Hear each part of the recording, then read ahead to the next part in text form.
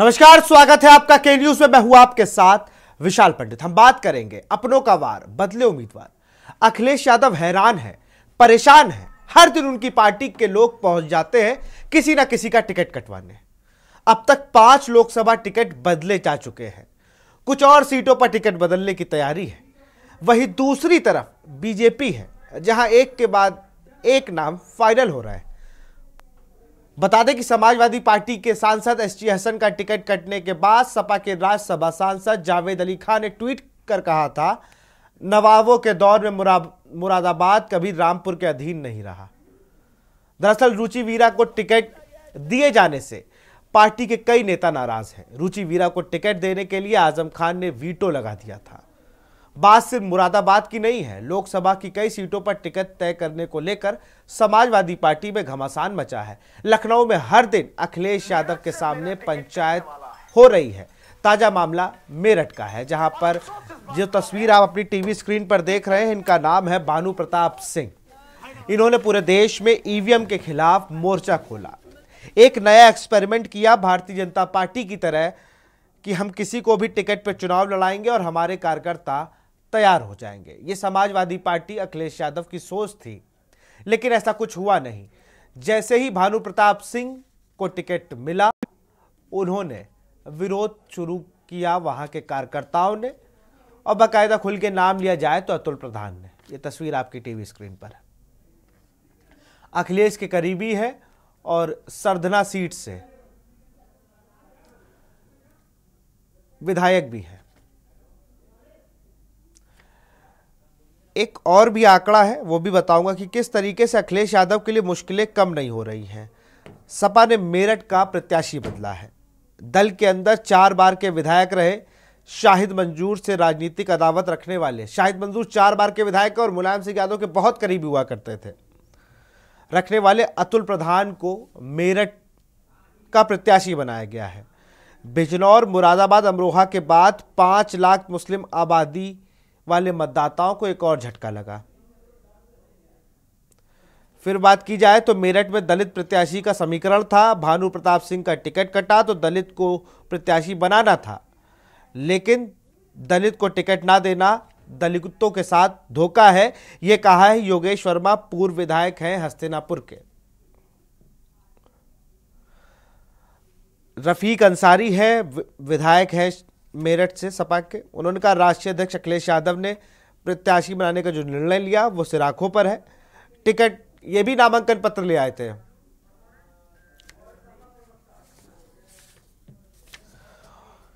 और ये भी ले आए थे जाकर, अगर बात की जाए रफीक अंसारी की, तो ये भी जाकर नामांकन पत्र ले आए। क्या इनका भी नामांकन पत्र बेकार हो गया।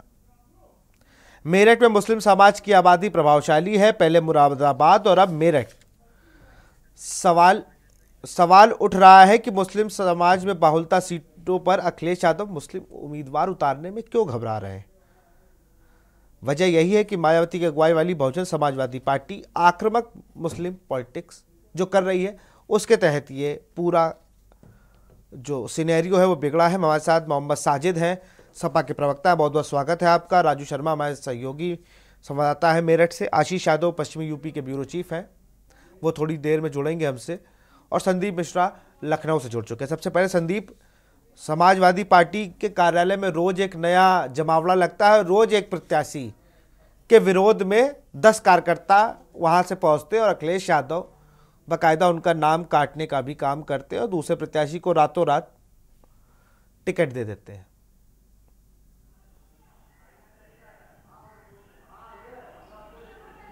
बिल्कुल विशाल, देखिए निश्चित तौर पे असमंजस की जो अखिलेश यादव देख रहे हैं पूरी तरीके से असमंजस में है, क्योंकि जहां पर भी अपने प्रत्याशी पहले उतारते हैं फिर उसके बाद उन्हें बदलना पड़ता है, तो साफ तौर पे ये असमंजस देखने को मिल रहा है। शायद वजह ये है कि जो इर्द गिर्द उनके आसपास जो लोग रहते हैं, जो जैसे बताते हैं वो वैसा ही करते हैं, तो ये माना जा रहा है। और उसी कड़ी की अगर हम बात करें, चाहे हम बदायूं की बात कर ले, बिजनौर की बात कर ले, रामपुर की बात कर ले, हम तो बहुत से जिले हैं और मेरठ की बात कर ले तो बहुत से जिले ऐसे हैं जहां पर अखिलेश यादव ने अपने उम्मीदवार को बदल दिया। यानी कि हम बदायूं सीट से अगर बात करते हैं तो पहले धर्मेंद्र यादव को टिकट वहां से दिया गया था, धर्मेंद्र यादव वहां के प्रत्याशी थे। उसके बाद से हम समीकरण चेंज हुआ और वहां से उनका टिकट कट करके उन्हें आजमगढ़ भेज दिया गया, शिवपाल को वहां से टिकट दिया गया, उन्हें लड़ाया गया। हम अगर मेरठ की बात कर लेते हैं तो मेरठ में जिस तरीके से टिकट में बदलाव किए गए, रामपुर में तो ऐसा असमंजस फैला कि अंत में आखिरी जिस दिन नामांकन होना था उस दिन कहीं जा करके मौका मिला और फिर वहां पर अपने उम्मीदवार उतारे। तो साफ तौर पे जो असमंजस की जो इस लोकसभा चुनाव देखने को मिल रहा है वो देखते मिल रहा है, क्योंकि कहीं ना कहीं अखिलेश यादव उन समीकरणों को नहीं बैठा पा रहे हैं जो भारतीय जनता पार्टी बैठाती हुई नजर आती है। यानी भारतीय जनता पार्टी ने अब तक जो जिन उम्मीदवारों को मैदान में उतारा है उनमें किसी प्रकार से कोई बदलाव नहीं देखने को मिला है। यानी कि अब तक जितने भी प्रत्याशी उसने मैदान में उतारे हैं तो वहां पर एक हम अगर बाराबंकी सीट की अगर हम बात छोड़ दें तो बाकी कोई बदलाव देखने को नहीं मिला, क्योंकि बाराबंकी सीट जिस तरीके से उनका वीडियो वायरल हुआ था उसके बाद से ये संज्ञान लिया गया और उन्होंने खुद अपने ट्विटर हैंडल आपको रोकूंगा और साजिद भाई के पास चलूंगा। साजिद भाई कोर वोटर है हर बार की तरह, और फिर वही हुआ, आपने भानु प्रताप सिंह को टिकट दी ही क्यों थी? उसके बाद वर्मा जी भी हमारे विधायक रहे, वो भी परेशान हो गए। जब आपको एक्सपेरिमेंट करना था तो पहले ही दे देते, क्योंकि अतुल प्रधान के लोग तो लगातार लोकसभा का प्रत्याशी उन्हें मान ही चुके थे, और जब भानु प्रताप सिंह को टिकट होती है फिर वही रोष आ गया कार्यकर्ताओं में। विशाल जी, हम लोग भारतीय जनता पार्टी से लड़ रहे हैं, जो जुमलेबाज पार्टी है, जो लोगों को अपने झूठ में अपने फ्रेम में फंसा रही है। देखिए, समाजवादी पार्टी में टिकट वितरण ठीक हो रहा है, कोई इतना नहीं है। आज देखिए, भाजपा की एक प्रत्याशी थी जिनका टिकट काटा है बदायूं से, संगमित्रा मौर्य, बेचारी मंच पर ही फूट फूट कर रोने लगी, और गुलाबो देवी जी जो एक मंत्री हैं उन्होंने उनको छुपाया। और वीडियो देखिए, मैं शायद आपको भेज दूंगा, मेरे पास भी है, वो वायरल हो रहा है। नहीं, मेरे पास में उसके बाद का बयान भी मेरे पास है। बरेली में 8 बार के सांसद हैं, सांसद संतोष गंगवार जी 2 बार केंद्रीय मंत्री रहे, प्रधानमंत्री जी से भी सीनियर है, उनका टिकट काट दिया गया। यहाँ एक टिकट दिया गया छत्रपाल सिंह को, उनको ना भाजपा का संगठन लड़ा रहा है ना नेता लड़ा रहे हैं, और उन्होंने कहा मैं टिकट वापस कर दूंगा, मैं ये टिकट वापस कर दूंगा। यहाँ बहुत बुरी स्थिति है भाजपा में।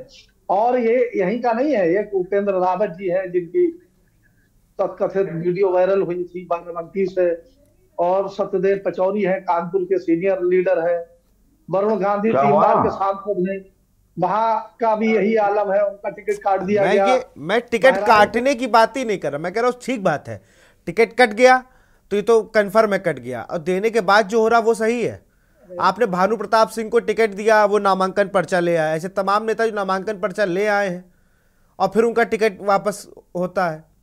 भैया अतुल प्रधान तो अखिलेश के बहुत करीबी है, आज से नहीं जमाने से, तो उनको टिकट दी ही क्यों गई?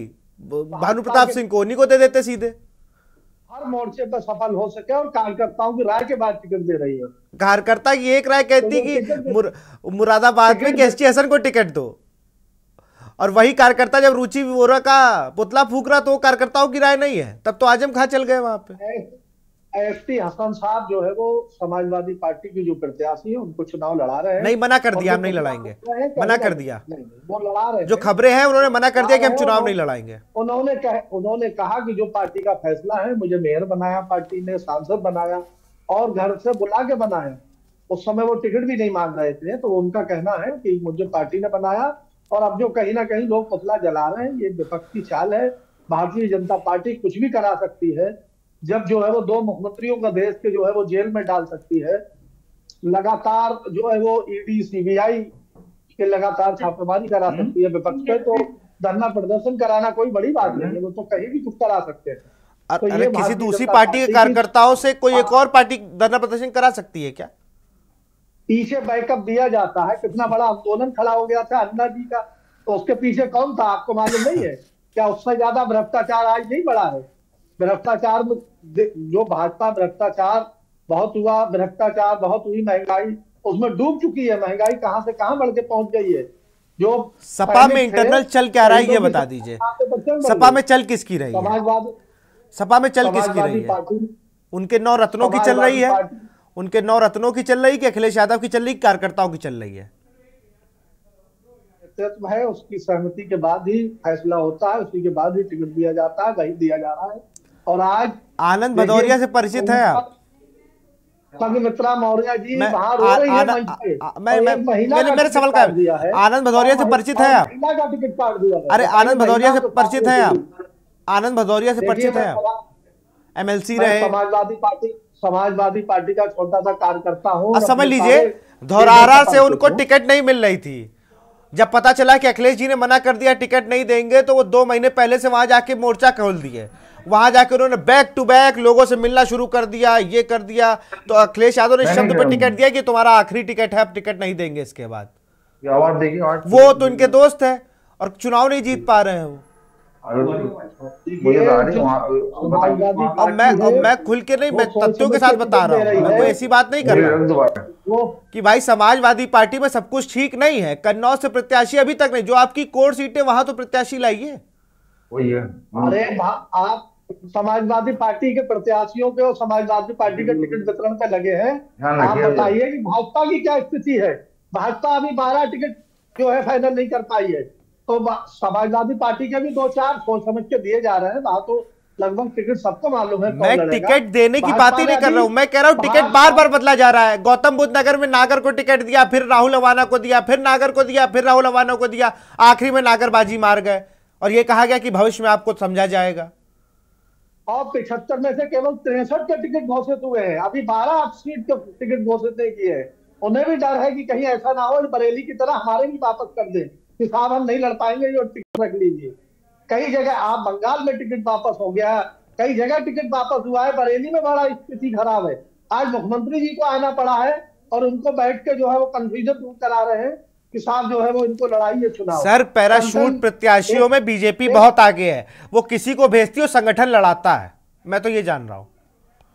लेकिन लड़ाता है तो यहाँ का प्रत्याशी तो टिकट वापस करने को अरे वापस करे तो मानिए, तो हवाई बात है कि मैं कर दूंगा, वो तो और नहीं लड़ा रहा है। एक प्रत्याशी मंच पे बैठकर रो रही है बदायूं में मुख्यमंत्री जी के प्रोग्राम नहीं, पूर्व सांसद। अब तो वो सांसद वर्तमान भूतकाल में चली गई, तो वो नेता है भाजपा की बस। और वो एक किसी कहानी सुना रहे तब वो रोने लगी। राजू शर्मा के पास आऊंगा, मेरठ से हमारे संवाददाता है। मेरठ में जब प्रत्याशी बदला गया राजू, तब कहाँ लड्डू बट्टे और कहाँ जो लेके आए थे भानु प्रताप सिंह जो ईवीएम के खिलाफ पूरे देश में मोर्चा खोले, वो कहाँ चले गए? वापस दिल्ली रवानगी हुई कि नहीं?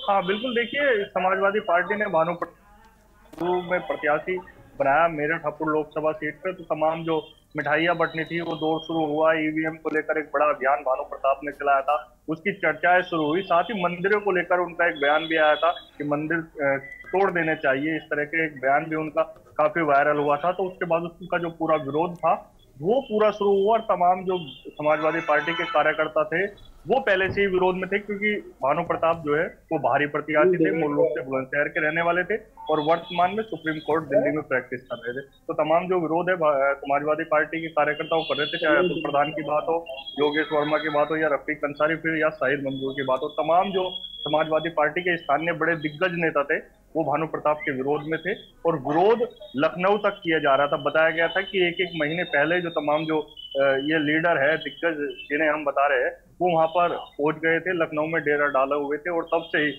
जोर आजमाइश जो है टिकट कटवाने को लेकर वो चल रही थी। और उसमें कहीं ना कहीं अतुल प्रधान सफल होते हुए भी नजर आए। हालांकि जो मेरठ शहर सीट से विधायक है रफीक अंसारी, वो कल ही पर्चा खरीद कर ले आए थे, नामांकन पत्र ले आए थे कि भाई अब मेरा जो टिकट है वो कंफर्म हो गया। लेकिन कहीं ना कहीं अतुल प्रधान हावी हुए। इसका कारण एक ये भी है कि अतुल प्रधान भाई समाजवादी पार्टी के जो राष्ट्रीय अध्यक्ष है उनके पहले से करीबी रहे। ये बात किसी से नहीं छुपी है कि अतुल प्रधान अखिलेश यादव के कितने करीब है और उसका कहीं ना कहीं लाभ मिलता हुआ भी अतुल प्रधान को दिखाई दिया और टिकट जो है कल उनका फाइनल हो गया। लेकिन अभी समाजवादी पार्टी के जो कार्यकर्ता है मेरठ हापुड़ लोकसभा सीट के, वो असमंजस की स्थिति में है। अभी वो दावा कर रहे हैं कि अब एक बार फिर टिकट बदला जा सकता है। ये अभी असमंजस की स्थिति है, लेकिन कहीं ना कहीं इस तरीके से अतुल प्रधान को टिकट मिला है। तो ये लखनऊ के संदीप मिश्रा जुड़े हैं हमारे साथ, इन्हीं से पूछ ले कि फिर क्या संदीप, मेरठ में अभी भी हवा है कि एक बार और टिकट बदला जा सकता है? तो क्या माना जाए कि जब तक नॉमिनेशन और बी फॉर्म ना सबमिट हो तब तक समाजवादी पार्टी में ये कई सीटों पर चलता रहेगा?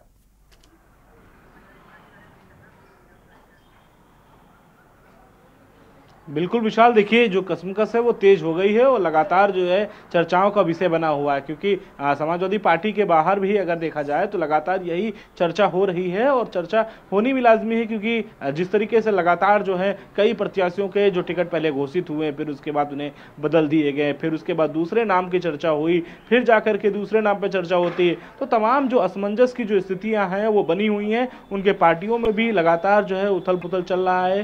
पार्टी के कार्यकर्ता भी नहीं समझ पा रहे हैं कि आखिर ये डिसीजन कहां से हो रहे हैं और कौन लोग इन डिसीजन पे मेकर बन रहे हैं। तो साफ तौर पे जो प्रत्याशी लगातार जो है जब सुगबुगाहट तेज होती है यहाँ पे पार्टी कार्यालय में, तो तरह तरह की चीजें का जो व्याख्यान होता है वो सुनाई देता है। यानी कि समाजवादी पार्टी में अगर हम टिकटों की बात की अगर बात करें तो अब तक 7 से 8 ऐसे प्रत्याशी हैं जिनके नाम जो है वो बदलते नजर आए। हम अगर मेरठ की बात कर ले, वहां के नाम के बदलते नजर आए। बिजनौर की बात कर ले, वहां पर टिकट बदलता हुआ नजर आया। रामपुर की अगर बात कर ले तो रामपुर में ऐसी असमंजस की स्थिति बनी रही कि आखिरी समय पे नामांकन हो सका। तो यानी कि जो समाजवादी पार्टी में लगातार जो नामांकन की प्रक्रिया है उसमें कहीं तेजी नहीं दिखाई दे रही। पहले से टिकट अगर फाइनल किया जाता है तो निश्चित तौर पर एक बहुत सी चीजों का आपका फायदा भी मिलता है, प्रत्याशी को समय मिल पाता है, वो प्रचार प्रसार कर पाता है। लेकिन जब असमंजस बनता है कि आखिर मेरा टिकट होगा या किसी और का होगा, तो ऐसी स्थिति में वो प्रत्याशी भी थोड़ा सा घबराया हुआ होता है कि आखिर मुझे टिकट में ऐसा ना हो कि मेरा टिकट कट जाए। तो तमाम ऐसी चीजें हैं जिन पे लोग चर्चाएं जो है वो तेज हो गई हैं। प्रत्याशी यहाँ लखनऊ ऑफिस की अगर हम बात करते हैं तो कार्यकर्ताओं में भी एक अंदर जो है उछाल मचा हुआ कि कहीं हमारे कार्यकर्ता, हमारे प्रत्याशी का टिकट तो नहीं कट रहा है। तो विशाल, ये जो प्रक्रिया है जब तक नहीं पूरी होती तब तक नामांकन सेकेंड राउंड का पूरा नहीं हो जाता है। इस वजह से सबसे बड़ी बात यह है कि लगातार विभाग यहाँ पार्टी ऑफिस में ऐसी चर्चाएं जो है वो तेज होती नजर आ रही हैं। एक सवाल और भी, और मैं साजिद भाई को शुक्रिया कहना चाहूंगा क्योंकि उनके रोज़ा अफ्तार का समय है। बहुत बहुत शुक्रिया साजिद भाई हमसे जुड़ने के लिए। संदीप, आपके पास आऊंगा। एक सवाल और भी है, जो अखिलेश यादव ने एक बाकायदा सर्वे कराया था हर सीट पर, जब वो चुनावी डेट डिक्लेयर होने से पहले आते थे तो वो बड़ा कार्यालय में अपने प्रेस कॉन्फ्रेंस करे या कहीं प्रेस कॉन्फ्रेंस करे तो बड़ा तेज से कहते थे, भाई मेरे पास इन सीटों का आंकड़ा है, हम जहां जीत रहे हैं वहां पे हमने जिताऊ प्रत्याशी उतारे हैं और जिताऊ प्रत्याशियों को ही लेकर हम मैदान में जाएंगे। लेकिन उसके बाद फिर जब चीज़ें बदली, अब जब आपके पास जिताऊ प्रत्याशी थे, आपके पास सर्वे था, आपके पास तमाम चीज़ें थी, तब भी आप आकलन नहीं कर पाए। ऐसे आप 5 जगह बदलेंगे। चलिए, मैं बीजेपी ने अपने लोगों के टिकट काटे, उन्होंने तो पहले ही काट दिए, उन्होंने देने के बाद तो किसी को नहीं बदला। लेकिन आप तो लगातार ये काम कर रहे हैं। गौतम बुद्ध नगर, मुरादाबाद, रामपुर, मेरठ, और आपने मुरादाबाद से सिटिंग सांसद का ही टिकट काट दिया। भारतीय जनता पार्टी ने 405 टिकट बांटे थे, उसमें से 101 के टिकट काटे। संदीप भाई, आवाज आ रही है आपको?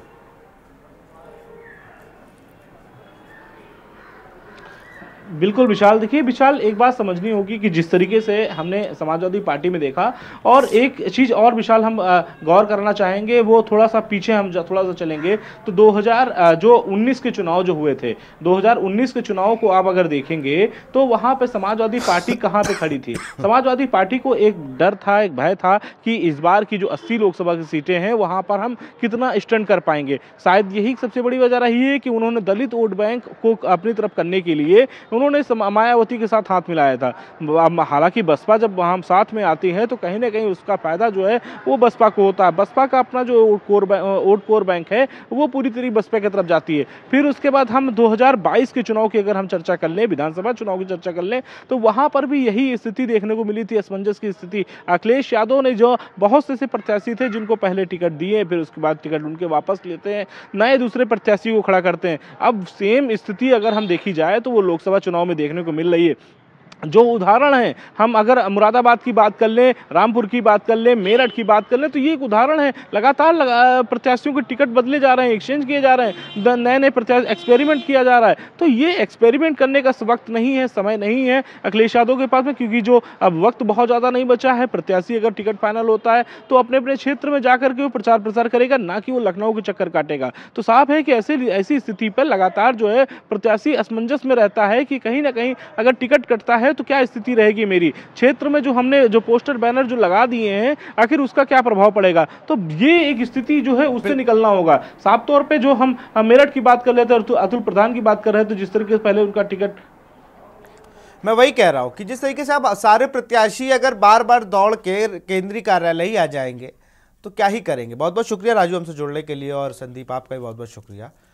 तो भाई जिसको अपना टिकट चाहिए होता है वो 10 कार्यकर्ता 20 कार्यकर्ताओं को अखिलेश यादव के समक्ष लाता है और कहता है ये देखिए, और उनसे आकलन लगाया जाता है कि भाई ये प्रत्याशी अब जीत सकता है। 5 लोकसभा में प्रत्याशियों के नाम बदले जा चुके हैं, प्रत्याशी बदले जा चुके हैं। अब देखना होगा ये जो चेंज एक्सपेरिमेंट लेके आई है समाजवादी पार्टी, उससे 2024 के चुनाव में कितना फायदा मिलता है। फिलहाल इस कार्यक्रम में इतना ही। देखते रहिए के न्यूज़ इंडिया। नमस्कार।